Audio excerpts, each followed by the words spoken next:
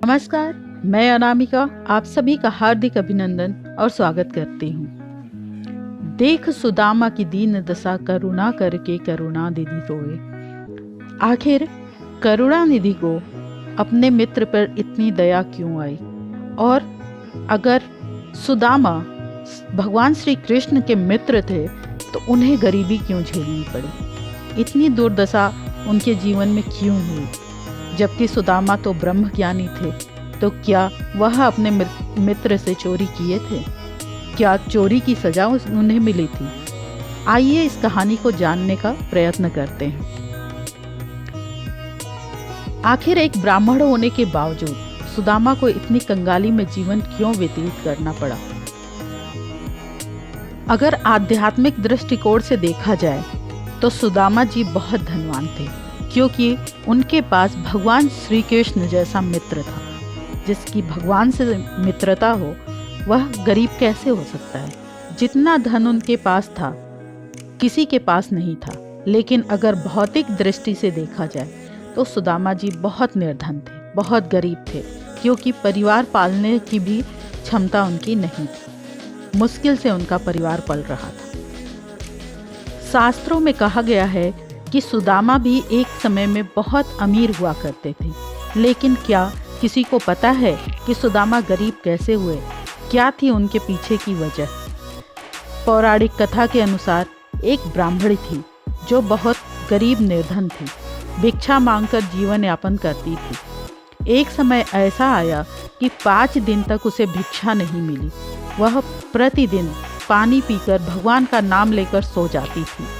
6वें दिन उसे भिक्षा में 2 मुट्ठी चना मिले। कुटिया में पहुँचते पहुँचते रात हो गई।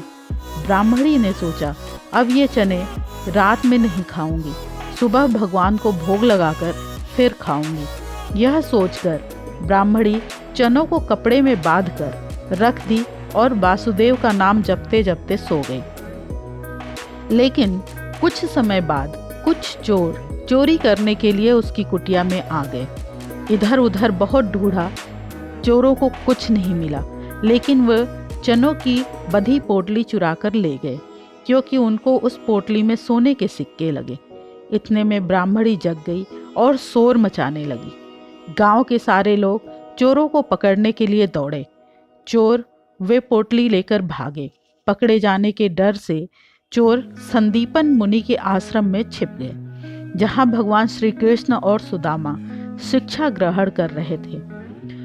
कुछ समय बाद चोर उस आश्रम से भी भाग गए, लेकिन वो चने की पोटली वहीं पर भूल गए। इधर भूख से व्याकुल ब्राह्मणी ने श्राप दे दिया कि मुझ दीनहीन बेसहारा के जो भी चने खाएगा वह दरिद्र हो जाएगा। प्रातःकाल गुरु माता आश्रम में झाड़ू लगाने लगी और उसे वहीं पर चने की पोटली मिली। गुरु माता ने पोटली खोल के देखी तो उसमें चने थे। सुदामा और कृष्ण भगवान जंगल में लकड़ी लाने जा रहे थे, तो गुरु माता ने वह चने की पोटली सुदामा को दी और कहा, बेटा भूख लगे तो तुम दोनों मिलकर खा लेना। सुदामा तो जन्मजात से ही ब्रह्मज्ञानी थे। जो ही चने की पोटली सुदामा ने अपने हाथ में ली, त्यों ही उन्हें सारा रहस्य मालूम हो गया। सुदामा जी ने सोचा, गुरु माता ने कहा है कि यह चने दोनों लोग बराबर बांट के खाना, लेकिन यह चने अगर मैंने श्री कृष्ण को खिला दिए तो सारी सृष्टि दरिद्र हो जाएगी। ऐसा नहीं करूँगा। मेरे जीवित रहते मेरे प्रभु दरिद्र हो जाएं, ऐसा कदापि नहीं होगा। तो इसी बात के डर से सुदामा ने सारे चने खुद खा लिए। दरिद्रता का श्राप सुदामा जी ने स्वयं ले लिया, लेकिन अपने मित्र भगवान श्री कृष्ण को एक भी दाना चने का नहीं दिया। ऐसे निभाई सुदामा ने अपनी दोस्ती और खुद बन गए गरीब। लोग यही सोचते हैं कि सुदामा ने चोरी की और उसकी सजा मिली सुदामा को, लेकिन सुदामा गरीब हुए इसकी असली वजह यह है।